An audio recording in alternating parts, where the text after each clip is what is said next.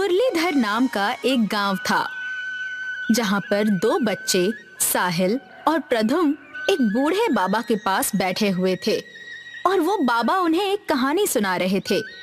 मुरलीधर गांव से जुड़े महासागर में एक छुपा हुआ गांव है जो बिल्कुल महासागर के बीचों बीच है। वहां के गांव में हमारे तुम्हारे जैसे ही लोग रहते हैं और वहां के घर मछलियों से बने होते हैं। क्या सच में वहां के घर मछलियों से बने होते हैं? हाँ, वहां के घर मछलियों से बने होते हैं और वहां भी इस गांव की तरह प्रधान और जमींदार होते हैं। सब कुछ है वहां पर। मुझे इस बात पर विश्वास नहीं हो रहा है बाबा। महासागर के बीचों बीच कोई गांव हो सकता है? मैं कैसे मानूं? ये बात एकदम सच है। चाहो तो जाकर देख लो। हम वहां जा सकते हैं? हाँ, बिल्कुल जा सकते हो, अगर तुम्हारे अंदर जज्बा और हिम्मत हो तो। जब मैं बड़ा हो जाऊंगा तो जरूर उस मछली गांव में जाऊंगा। तुम जाना चाहते हो तो चले जाना, मैं तो नहीं जाऊंगा। ये तो समय बताएगा, क्योंकि जब मैं जाऊंगा तो तुम्हें भी आना ही होगा। 18 साल बाद साहिल एक दिन प्रधुम को समुद्र के पास बुलाता है और एक नाव भी तैयार रखता है। प्रधुम साहिल के बुलाने पर वहां आ जाता है। क्या हुआ साहिल, आज तुमने यहाँ क्यों बुलाया? तुम्हें वो कहानी याद है? कौन सी कहानी? अरे वो बूढ़े बाबा जो हमें कहानी सुनाया करते थे ना जब हम छोटे थे।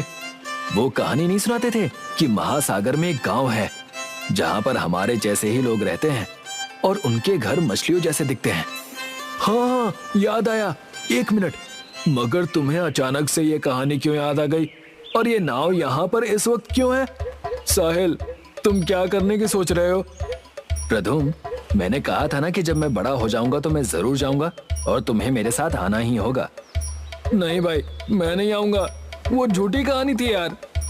तुम चलोगे मेरे साथ, तुम्हें हमारी दोस्ती की कसम है। अरे नहीं यार, दोस्ती की कसम मत दे यार। चल बैठ जा नाव में। प्रधुम साहिल की नाव में बैठ जाता है और दोनों महासागर में मछली गांव को ढूंढने निकल पड़ते हैं। वे महासागर में बहुत अंदर तक चले जाते हैं, इतने अंदर कि दूर दूर तक कोई किनारा उन्हें दिखाई नहीं देता। इससे डरकर प्रधुम कहता है, साहिल, हम कुछ ज्यादा ही अंदर नहीं आ गए? अब तो कहीं भी किनारा दिखाई नहीं दे रहा है। चलो वापस चलते हैं। नहीं नहीं, नहीं का क्या मतलब है? हम वापस नहीं जा सकते क्योंकि मैं रास्ता भूल चुका हूं। क्या? अब तो हमारे पास कोई चारा नहीं है सिवाय उस मछली गांव को ढूंढने के, नहीं तो मृत्यु हमें ढूंढ लेगी। तुम इतना मुस्कुरा क्यों रहे हो? तुम्हें डर नहीं लग रहा क्या? बिल्कुल नहीं, क्योंकि मैंने खुद को और तुम्हें ऐसी स्थिति में डाल दिया है कि अगर हम अपनी मंजिल तक नहीं पहुंचे तो हम मारे जाएंगे। ऐसी स्थिति में ही लोग अपनी राह में सफलता पाते हैं। हे प्रभु, क्या सोचकर आपने मुझे इसके जैसा सनकी दोस्त दिया? साहिल और प्रधुम अब बस चप्पू चलाते चलाते महासागर के और अंदर चले जाते हैं। अचानक साहिल को कुछ दिखाई देता है। प्रधुम, प्रधुम, क्या तुम्हें दिख रहा है जो मुझे दिख रहा है? वो देखो, एक जगह है जहां बड़ी बड़ी मछलियां हैं। क्या ये वही गांव तो नहीं जो बूढ़े बाबा हमें बताया करते थे? हाँ, ये वही गांव है, ये वही मछली गांव है। वो कहानी झूठी नहीं थी, सच्चाई हमारे सामने है। आखिरकार हमने इस गांव को ढूंढ ही लिया प्रधुम। यस! साहिल और प्रधुम करीब आधे घंटे बाद वे उस गांव में पहुंच जाते हैं। जैसे ही वे दोनों उस गांव में उतरते हैं, शिल्पा नाम की लड़की उन्हें देखकर उनके पास आती है और कहती है, तुम दोनों कौन हो और यहाँ क्या कर रहे हो? हमने इस गांव के बारे में सुना था, तू इसे ढूंढते ढूंढते यहाँ आ गए। बाहर वालों का यहाँ आना मना है। इस गांव में तुम्हारा स्वागत नहीं किया जाएगा। हमें माफ कर दीजिए, हमें बस थोड़ा खाना और पीने के लिए पानी दे दीजिए, फिर हम चले जाएंगे। ठीक है, मेरे पीछे पीछे चलो। शिल्पा साहिल और प्रधुम को अपने घर ले जाती है, जो मछली के आकार का था। अरे साहिल, ये तो सच में मछली घर है। यहाँ सारे घर मछली जैसे हैं। सही कह रहे हो, यहाँ आकर मेरा सपना पूरा हो गया।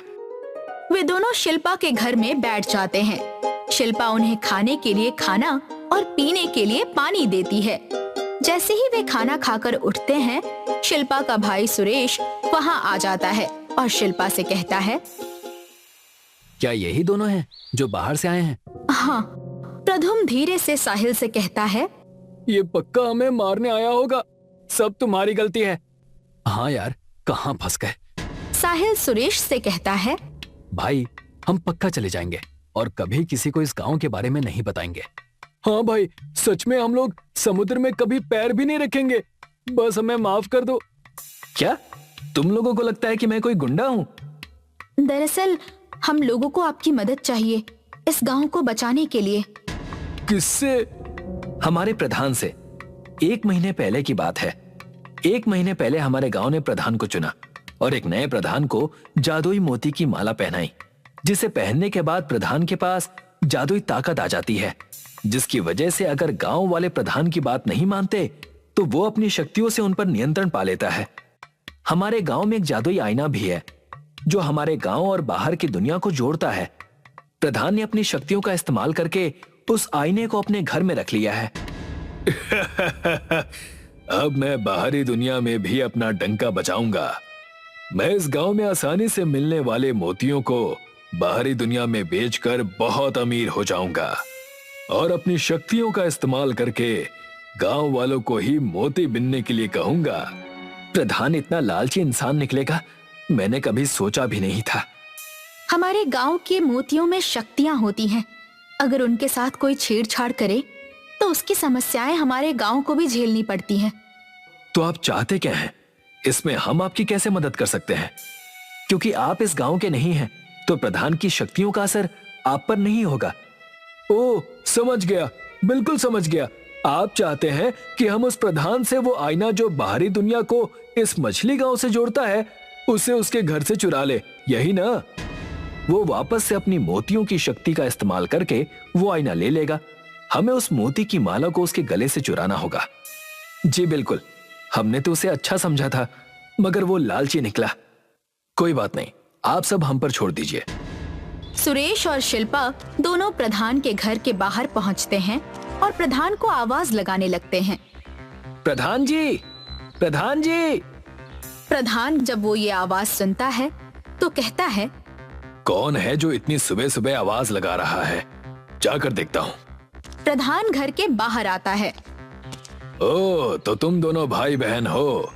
क्या हुआ, इतनी सुबह सुबह मेरे घर के बाहर आकर क्यों चिल्ला रहे हो? प्रधान जी, गांव के अनमोल मोतियों को बाहरी दुनिया के साथ मत बांटिए, ये हमारे गांव के लिए अच्छा नहीं है। हाँ, हमारा गांव इन्हीं अनमोल मोतियों की वजह से बाहरी दुनिया से छिपा हुआ है।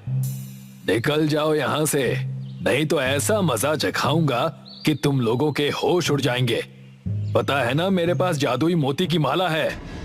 प्रधान जी, ये गलत है। साहिल और प्रधुम चुपके से प्रधान के घर में घुस जाते हैं। सुरेश और शिल्पा वहाँ सिर्फ प्रधान का ध्यान खींचने के लिए आए थे। प्रधान दूसरी ओर अपना हाथ आगे करता है और सुरेश और शिल्पा से कहता है, तुम दोनों अभी के अभी मूर्ति की तरह खड़े हो जाओ। प्रधान के इतना कहते ही दोनों एक जगह खंबे की तरह खड़े हो गए और दूसरी ओर साहिल और प्रधुम वो आईना ढूंढने लगते हैं। अरे, प्रधान ने यहाँ आईना कहाँ रखा होगा? पता नहीं, मगर जल्दी ढूंढो, नहीं तो ये हमें भी खंबा ना बना दे। इसका जादू शायद हम पर काम नहीं करेगा, और अगर कर गया तो, और नहीं किया तो? साहिल और प्रधुम प्रधान के घर में झगड़ने लगते हैं। इतने में ही प्रधान उनकी आवाज सुनकर अंदर आ जाता है। कौन है अंदर? सामने आओ, नहीं तो खंबा बना दूंगा। साहिल प्रधान के कमरे में भाग जाता है। जब प्रधान अंदर आकर साहिल को देखता है तो वो कहता है, तुम कौन हो? पक्का तुम मेरा जादुई आईना चुराने आए थे। नहीं नहीं, बिल्कुल नहीं, मैं और मेरा दोस्त तो। तुम्हारा दोस्त? तुम तो अकेले खड़े हो। हाँ? प्रधुम जब इधर उधर देखता है तो उसे साहिल कहीं नजर नहीं आता। धोखेबाज, मुझे अकेला छोड़कर भाग गया, इसे तो मैं छोड़ूंगा नहीं। तैयार हो जाओ खंबा बनने के लिए। प्रधुम अपनी आंखें बंद कर लेता है और प्रधान प्रधुम से कहता है, मेरी शक्तियां दिखाओ अपना चमत्कार और बना दो इसे खंबा। मगर प्रधुम पर उसकी शक्तियों का कुछ असर नहीं होता और पीछे से साहिल चुपके से आकर प्रधान के गले से उसके मोतियों की माला खींचकर उसके गले से निकाल देता है। जैसे ही माला उसके गले से उतरती है, सुरेश और शिल्पा ठीक हो जाते हैं और अंदर आ जाते हैं। सुरेश जल्दी से उस माला को अपने गले में पहन लेता है। वो माला मेरी है, मुझे वापस दो। अब मोतियों की शक्ति मेरे पास सही सलामत रहेगी। हे मोतियों की शक्ति, सुन मेरी बात और बना दे इसे खंबा। सुरेश के इतना कहते ही प्रधान एक खंबे की तरह एक ही जगह पर बिना हिले खड़ा हो जाता है और अगले दिन गांव वाले सुरेश को प्रधान बना देते हैं और आईना भी सुरेश को मिल जाता है। सुरेश और बाकी सब उसी जगह मिलते हैं जहां पर साहिल और प्रधुम अपने नाव लेकर आए थे। तुम दोनों का बहुत बहुत धन्यवाद साहिल और प्रधुम। ये तो मेरा फर्ज था सुरेश, और मेरा भी। आप लोग इस आईने के अंदर जाएंगे तो सीधे अपने गांव में पहुंच जाएंगे।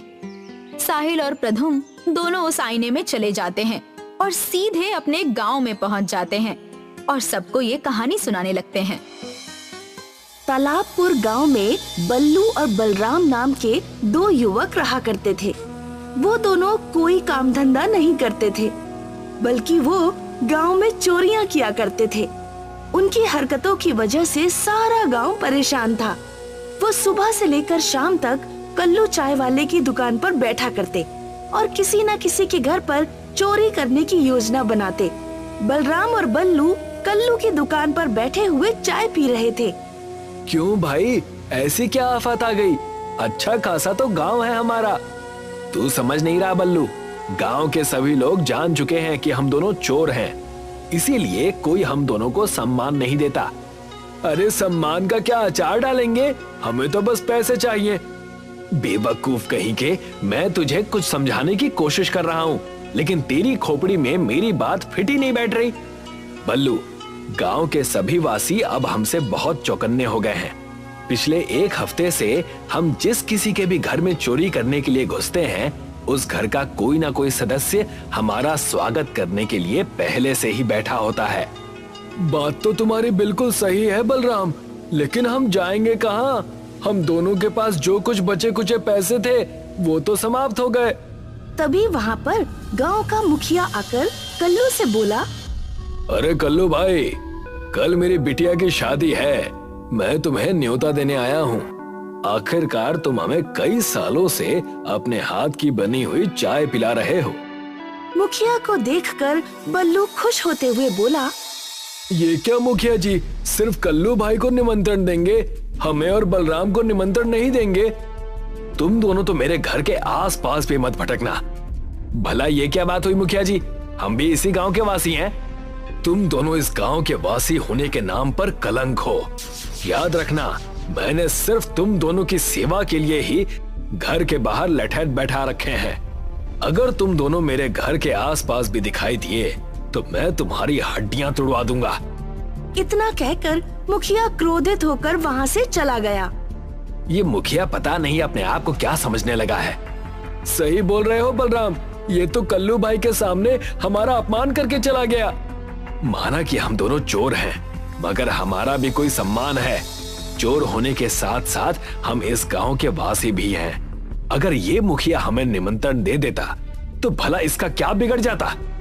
कोई बात नहीं बलराम, आज रात हम दोनों इस मुखिया के घर पर ही चोरी करेंगे और इसके उन लठेतों को भी देख लेंगे जो इसने हमारी सेवा के लिए बैठा रखे हैं। रात के वक्त बल्लू और बलराम मुखिया के घर के पास पहुंचकर चौकन्नी नजरों से इधर उधर देखने लगे। मुखिया ने अपने घर के बाहर कुछ आदमी बैठा रखे थे जिनके पास लाठियां मौजूद थीं, मगर बल्लू और बलराम छत पर चढ़ने में माहिर थे। कुछ ही पलों में वो दोनों मुखिया के घर की छत पर चढ़ गए।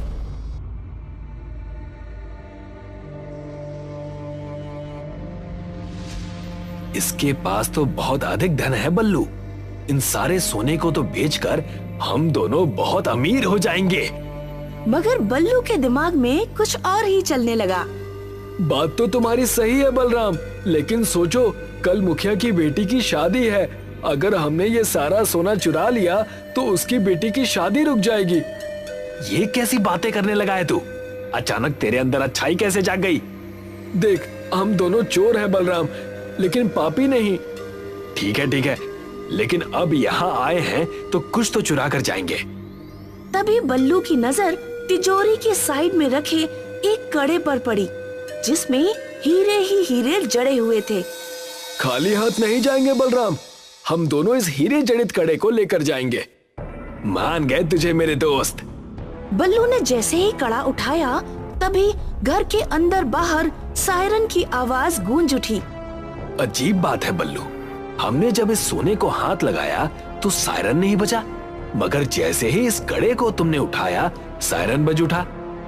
उससे भी ज्यादा अजीब बात यह है बलराम कि आखिर इस कड़े में ऐसी क्या बात है जिसके लिए मुखिया ने इतनी टाइट सिक्योरिटी रखी है। मुझे लगता है कि इसमें जड़े हुए हीरे बहुत ही कीमती होंगे। तभी बल्लू और बलराम के कानों में बहुत से लोगों की जूते की आवाजें टकराई।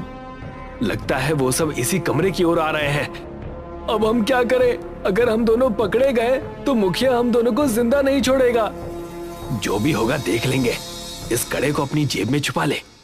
तभी वहाँ पर मुखिया अपनी सिक्योरिटी को लेकर आ गया।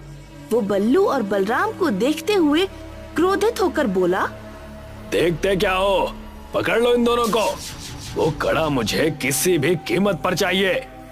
बल्लू और बलराम भागने में भी माहिर थे। वो दोनों बहुत फुर्ती से वहाँ से भाग गए, मगर वो दोनों इतने घबराए हुए थे कि वो शहर की ओर नहीं बल्कि जंगल की ओर भागे। भागते भागते वो एक बड़ी सी नदी की तरफ आ गए। लगता है हम दोनों घबराकर उल्टी दिशा की ओर भाग आए। सही कह रहा है यार, अब क्या करें? लगता है इस बार हम दोनों पक्का पकड़े जाएंगे। तभी बल्लू और बलराम की नजर मुखिया पर पड़ी, जो बहुत से गार्ड लेकर उनकी ही तरफ आ रहा था। बल्लू, तुझे तैरना आता है? हाँ, मुझे तैरना आता है, लेकिन इतनी बड़ी नदी हम कैसे पार करेंगे? जो भी होगा देख लेंगे, फिलहाल तो अपनी जान बचाओ। बल्लू और बलराम दोनों नदी में कूद गए, मगर नदी इतनी बड़ी थी कि वो दोनों तैरते तैरते थक गए, मगर नदी का किनारा आने का नाम ही नहीं ले रहा था। तभी एक बहुत बड़ा मगरमच्छ उन दोनों के सामने आ गया। हमारे साथ तो वही हो गया बलराम कि आसमान से गिरे और खजूर पर अटके। ये मगरमच्छ हमें नहीं छोड़ेगा। हिम्मत मत हार बल्लू, हमने बड़ी बड़ी मुसीबत का सामना मिलकर किया है। इस मगरमच्छ की क्या औकात है? पागल हो गया है क्या? इंसानों की बात अलग है, मगरमच्छ की बात अलग है। तुझे लगता है तो इस मगरमच्छ के एक दांत को भी तोड़ पाएगा? अरे ये हमें जिंदा चबा जाएगा। हम दोनों बीच नदी में फंसे हुए हैं, कुछ सोच। सब तेरी वजह से हुआ है बल्लू। अच्छे खासे हम दोनों उन आभूषणों को उठाकर फरार हो जाते और उन्हें बेच देते, लेकिन नहीं, तुम्हारे अंदर तो राजा हरिश्चंद्र सवार हो गए थे। अचानक तुम्हारे मन में गांव के प्रति और मुखिया की बेटी के प्रति इतना प्रेम बढ़ गया कि तुम्हें उनकी चिंता होने लगी। अब भुगतो। मुझे क्या पता था कि उस कड़े को उठाना हमारे लिए इतनी बड़ी मुसीबत का कारण बन जाएगा। तभी उस मगरमच्छ ने बलराम के ऊपर हमला बोल दिया। बलराम मगरमच्छ से बचने के लिए पानी के अंदर तेजी से तैरने लगा, लेकिन मगरमच्छ का एक पंजा बलराम के माथे पर लग चुका था। बलराम बेहोश होकर पानी की गहराइयों में चला गया। इधर बल्लू बलराम को पानी में तलाश कर रहा था कि तभी उसे मगरमच्छों का पूरा झुंड दिखाई दिया। बल्लू अपनी जान बचाने के लिए तेजी से नदी के किनारे पर जाने के लिए तैरने लगा। कुछ ही देर में बल्लू नदी के किनारे पर आंसू लिए खड़ा हुआ था। हम दोनों बिछड़ नहीं सकते दोस्त, मैं तुझे इस पानी में जरूर तलाश करूंगा, तुझे कुछ नहीं हो सकता। इधर बलराम को पानी के अंदर अचानक होश आ गया, मगर आसपास का मंजर देखकर उसकी हैरत की इंतहा नहीं रही। वो एक पानी के गांव में था, जहां बहुत से लोग उसे हैरत भरी नजरों से देख रहे थे। तुम्हारे सर पर अभी अभी पट्टी बंधी है, तुम्हारे ऊपर मगरमच्छ ने हमला किया था। अच्छा हुआ कि मेरी नजर तुम पर पड़ गई, नहीं तो मगरमच्छ के हमले से बहुत कम ही लोग बच पाते हैं। लेकिन ये कौन सी जगह है और तुम सब सांस कैसे ले रहे हो? सांस तो तुम भी ले रहे हो बेटा। अरे हाँ, इस बात पर तो मैंने गौर ही नहीं किया। मैं पानी के अंदर सांस कैसे ले सकता हूँ? ये सब क्या हो रहा है? कौन हो तुम लोग? बलराम गांव को आंखें फाड़ फाड़ कर देखने लगा। बलराम ने देखा कि उस गांव में सुख सुविधा की हर चीज मौजूद थी। उस गांव में खेती भी थी, स्कूल भी थे, अच्छे अच्छे मकान भी बने हुए थे। मुझे पता है कि तुम्हें अपनी आंखों पर विश्वास नहीं हो रहा, पर यकीन मानो, जब मैंने भी पहली बार इस दृश्य को देखा था तो मुझे भी अपनी आंखों पर विश्वास नहीं हुआ था। मैं आपकी बात का मतलब नहीं समझा। अगर तुम्हें मेरी बात का मतलब समझना है तो तुम्हें मेरे साथ चलना होगा इस गांव के मुखिया के घर पर। बलराम उस बूढ़े के साथ उस पानी के गांव में मुखिया के घर के अंदर चला गया। बलराम ने देखा कि मुखिया की बहुत बड़ी हवेली बनी हुई थी और मुखिया एक कुर्सी पर चिंतित अवस्था में बैठा हुआ था। अरे, तुम तो पृथ्वी के वासी लगते हो। आपने बिल्कुल सही कहा। किसी जमाने में हम भी पृथ्वी पर ही रहा करते थे, लेकिन भाग्य को कुछ और ही मंजूर था। यही बात तो मेरी समझ में नहीं आ रही मुखिया जी कि ये सब कुछ कैसे संभव हो सकता है। पानी में इंसान कुछ मिनट से ज्यादा सांस नहीं ले सकता, लेकिन आप सब तो यहाँ पर ऐसे रह रहे हैं जैसे कि आपको पानी से कोई फर्क ही नहीं पड़ता, और मैं भी यहाँ पर सांस ले पा रहा हूँ। कृपया करके इस रहस्य से पर्दा हटाइए। दरअसल तुम जितने भी लोगों को देख रहे हो वो सब किसी जमाने में जिंदा थे। इनमें से अब कोई भी जिंदा नहीं है। हम सब शापित हैं। मुखिया की बात सुनकर बलराम फटी फटी आंखों से मुखिया को देखते हुए बोला, तो क्या मैं भी शापित हो गया हूँ? नहीं, तुम शापित नहीं हुए। तुम तो जरूर बहुत ही दयालु भाव के व्यक्ति हो, वरना तुम इस शापित गांव में नहीं आ पाते। इस गांव को सिर्फ वही देख सकता है जिसका मन इस पानी की तरह साफ हो। शायद आपको किसी ने गलत जानकारी दी है मुखिया जी। मैं तो एक चोर हूँ। चोरी तुम शायद मजबूरी में करते होगे, पर तुम्हारा मन अभी भी साफ है। हम सारे गांव वासी पिछले 50 सालों से उस व्यक्ति का इंतजार कर रहे हैं जो हमें इस शाप से मुक्ति दिला सके, मगर इन 50 सालों में बहुत से लोग आए और हमें शाप से मुक्त करने की बात बोलकर वापस चले गए और दोबारा कभी लौट कर नहीं आए। बलराम को उस मुखिया पर और गांव वालों पर बहुत ज्यादा तरस आया। मुझे बताइए मुखिया जी, आप सबको इस शाप से मुक्ति कैसे मिलेगी? मैं आप सबका साथ देने के लिए तैयार हूँ। सबसे पहले तुम्हारे लिए ये जानना जरूरी है कि हम सब शापित कैसे हुए। आज से 50 साल पहले ये गांव तालाब के किनारे पर स्थित था और मैं इस गांव का मुखिया था। एक दिन मैं जंगल की तरफ जंगल के रास्ते में भटक गया और वहां मुझे एक साधु मिले जिनके शरीर से खून निकल रहा था। दरअसल उनकी बाह में एक तीर घुसा हुआ था और साधु के हाथ में हीरा जड़ा हुआ एक कड़ा था। वो कड़ा बेहद शक्तिशाली था और जादुई भी। उस समय साधु अपनी अंतिम सांसें गिन रहा था। उस साधु ने वो कड़ा मुझे दे दिया और साथ ही साथ मुझे निर्देश भी दिया कि ये कड़ा जिस किसी भी व्यक्ति के पास रहेगा उस व्यक्ति के पास धन की कोई कमी नहीं होगी।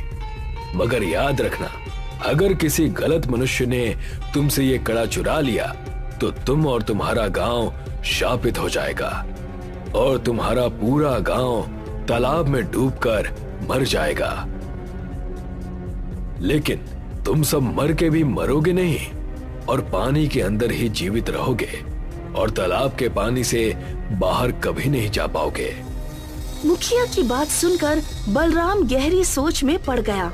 बलराम ने अपने साथ घटी घटना मुखिया को बता दी कि किस तरह से वो उस गांव के मुखिया की तिजोरी से ठीक वैसा ही हीरा जड़ित कड़ा चुरा कर भागे थे जिस कड़े की वो बात कर रहा था। मैं जानता हूँ, दरअसल तुम्हारे गांव के मुखिया के पूर्वज डकैती किया करते थे। वो लोगों को जान से मारकर उनका धन छीन लिया करते थे। और एक दिन इस मुखिया का दादा मेरे घर में घुस आया और उस कड़े को चुरा कर ले गया। अगले ही दिन हमारा पूरा गांव तालाब में डूब गया और तब से हम लोग ऐसे ही इसी तालाब के अंदर रहते हैं। वो कड़ा मेरे दोस्त बल्लू के पास है। बताइए, मुझे उस कड़े का क्या करना होगा? कुछ नहीं, तुम्हें सिर्फ उस कड़े को अपने गांव के मुखिया के सामने तोड़ना है और कड़ा तोड़ते ही हम सब शाप से मुक्त हो जाएंगे। लेकिन मेरा दोस्त बल्लू पता नहीं कहाँ होगा। तालाब का मुखिया रहस्यमयी तरह से मुस्कुराता हुआ बोला, तुम्हारा दोस्त तालाब के उस पार किनारे पर बैठा हुआ रो रहा है। हम गांववासी तुम्हें उस तालाब के किनारे पहुंचा देंगे। तालाब के मुखिया ने बलराम को दूसरे छोर के किनारे पर पहुंचा दिया। बलराम ने देखा, आंखों में आंसू लिए हुए तालाब को ही देख रहा था। बलराम को देखकर बल्लू प्रसन्न हो गया। बलराम ने एक ही सांस में सारी घटना बल्लू को बता दी। हमें उनकी मदद करनी चाहिए। सही कहा बल्लू, चलो मुखिया के पास चलते हैं। इधर मुखिया अपने आदमियों के साथ क्रोधित अवस्था में बैठा हुआ था कि तभी बल्लू और बलराम उसके सामने आ गए। तुम दोनों ने मेरी नाक में दम कर रखा है। सीधी तरह से वो कड़ा मेरे हवाले कर दो, नहीं तो अंजाम अच्छा नहीं होगा।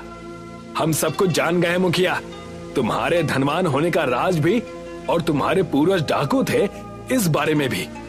पकड़ लो इन दोनों नमूनों को और मार मार कर हालत खराब कर दो। तभी बल्लू ने अपनी जेब से वो कड़ा निकालकर जमीन पर बुरी तरह से पटक दिया।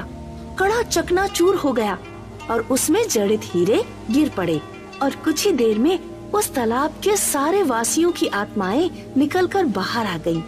वो सभी गांववासी शाप से मुक्त हो गए और मुखिया नजरें नीची करके चला गया।